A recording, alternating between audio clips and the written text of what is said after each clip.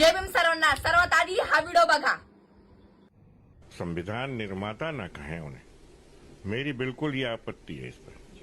वो कभी भी संविधान निर्माता नहीं थे और न इनको कभी भी भविष्य में मैं ये वचन देता हूं कि संविधान निर्माता कहा जाएगा। ये मेरा आपसे वादा है। संविधान निर्माता अगर कोई थे तो BN राव साहब थे।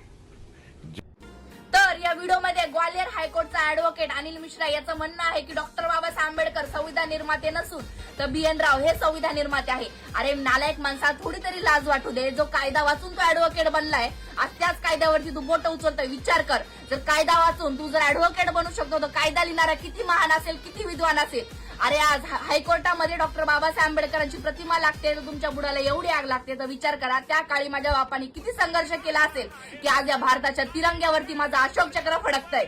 अरे हा समाज सुद्धा असा आहे ना, डॉक्टर बाबासाहेब आंबेडकरांच्या नावासाठी 100 वेळा मरेल आणि तुझ्यासारखे जातीवादी भाडवे घेऊन मरेल। अरे या समाजाने सुद्धा अजून पण जागृत होण्याची वेळ आहे। डॉक्टर बाबासाहेब आंबेडकर बोलून गेले, 100 दिवस शहरी होऊन जगण्यापेक्षा एकच दिवस वाघ बनून जगा। आणि तू कोणाचा पण नाद केला असता तर आम्ही ऐकून घेतला असतं, पण कधीच बापाचा नाद नाही करायचा।